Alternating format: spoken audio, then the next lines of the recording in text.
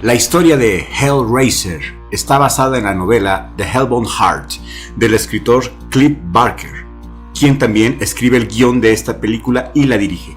Interesante es que este es el primer largometraje que escribe y dirige Barker, y su experiencia detrás hasta entonces era muy limitada, pero le salió todo una joyita.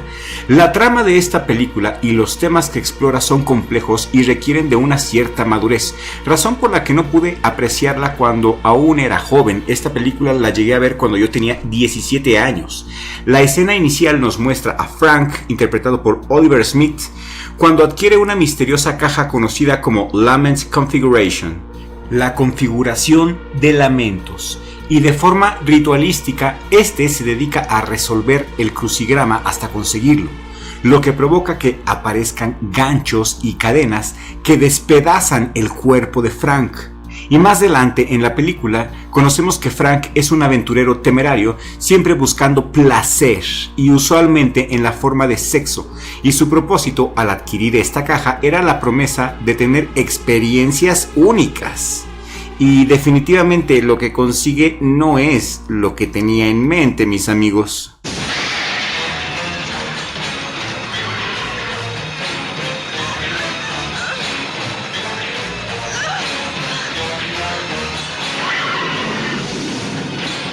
Hellraiser, a film by Clive Barker. We'll tear your soul apart.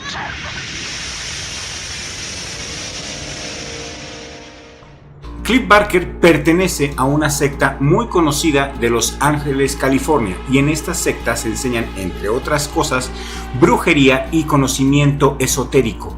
Y el día de hoy vamos a platicar del cubo de Saturno que está sosteniendo Pinhead.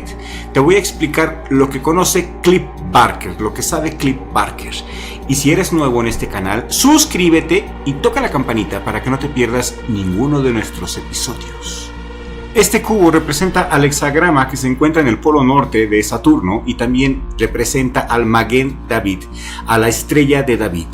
En el interior de Saturno vive Samael, según los antiguos libros de Cábala, los antiguos pergaminos. Samael es ni más ni menos que el ángel de la muerte y desde Saturno controla a la humanidad, mandándonos ondas de baja densidad a través de sus anillos, que fungen como cristales energéticos, y toda esa energía densa y oscura nos llega desde Saturno, y esto viene en el Sefer Yetzirah, en el Zohar y en los libros antiguos de Cábala y de esoterismo.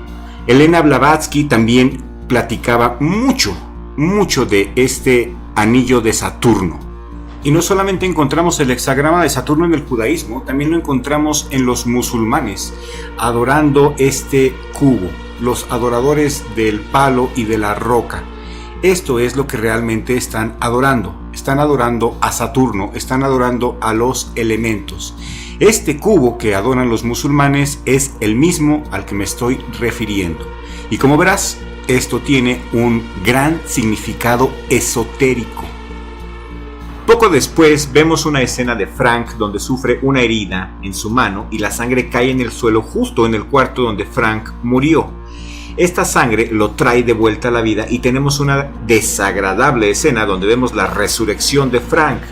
De lo que vemos hasta este momento, resulta que los efectos especiales no han envejecido con dignidad. Muchos de ellos sí logran su propósito, son entretenidos.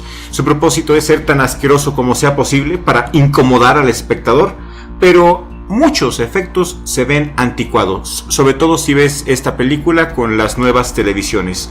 Con los nuevos equipos se ve muy chafa.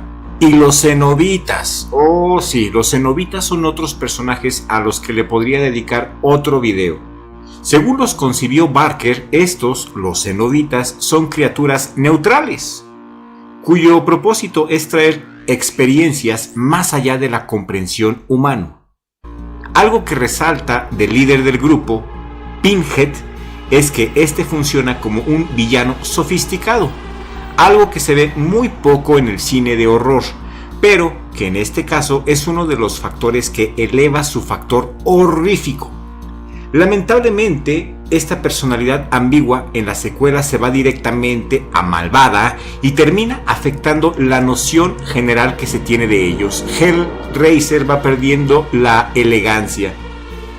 Esta película, la 1, solamente ve la 1. Si no las has visto ninguna de ellas, te recomiendo que solamente veas la 1, porque créeme, es una joya. Por algo es una película de culto. Yo te la recomiendo. De hecho, la tengo aquí en VHS. Es una de mis películas favoritas. La he visto muchas veces. La primera vez que yo la vi, no la entendí. Solamente se me hizo grotesco y se me hizo algo cool para pasar el tiempo. Pero créeme, la psicología y los personajes son muy elaborados. La trama es muy elaborada. Y sí se necesita tener cierto nivel de madurez para entender bien la trama y para poderle sacar todo el jugo posible. Con respecto al análisis esotérico, lo más importante que puedo puntualizar de esta película es la referencia que hace a Samael y al cubo de Saturno. Eso es sorprendente. El cubo de Saturno es muy importante en el esoterismo, como te lo mencioné. ¿Es una película recomendable para estas fechas de Halloween? Claro que sí, es un poco campy considerando los efectos que ya tenemos actualmente, el CGI y esas cosas, pero sí es bastante decente. ¿Qué es lo malo? Las actuaciones del personal médico. La verdad se nota que es la primera vez que están frente a una cámara, se ven demasiado tontos. Otra cosa que sí les falló fue el maquillaje, y es en los planos de acercamiento. Por ejemplo, cuando los ganchos de Pinhead hacen su trabajo, es muy claro que la piel es de plástico y que los ganchos entraron antes de hacer la toma. El cubo de Saturno es meramente la versión tridimensional del cuadrado de 4 lados, que corresponde al mundo físico y material. Sin embargo, otro vínculo con el cubo es el elemento fundamental de la naturaleza, siendo la naturaleza este mundo, el mundo material.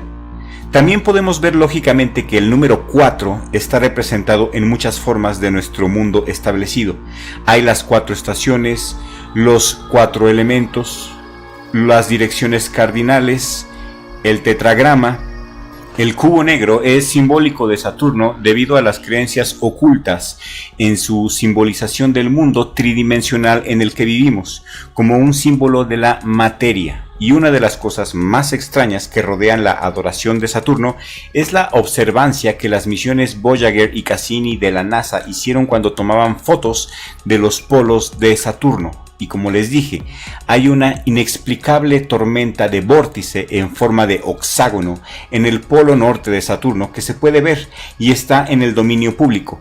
Un hexágono es en realidad un cubo aplanado cuando se ve en él 3 dimensiones, por lo que me parece extraño que las antiguas prácticas ocultas de alguna manera sabían esto y lo adoraban antes de que las fotografías fueran tomadas, miles de años antes atrás. La bestia, Aleister Crowley, dejó una herencia de seguidores del telema, y uno de ellos era la Hermandad de Saturno, y esta orden mágica era similar a los otros grupos ocultos, ya sea la Nueva Era, la francmasonería o el telema. Todos ellos giran en torno a la idea del dominio del conocimiento oculto para avanzar y evolucionar a uno mismo en una serie de pasos y rituales.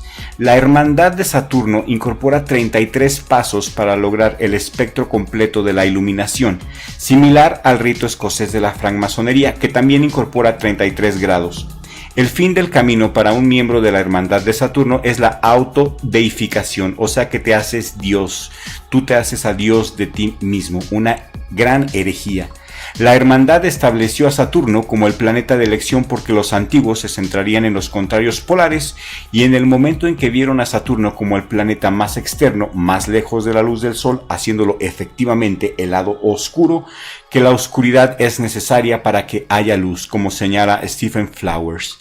Las enseñanzas saturnianas dan primacía a la oscuridad. Se dice que la oscuridad precede a la luz y provee una matriz para la manifestación de la luz. Sin la oscuridad no hay luz, y esto viene en el Zohar. Hay algo muy interesante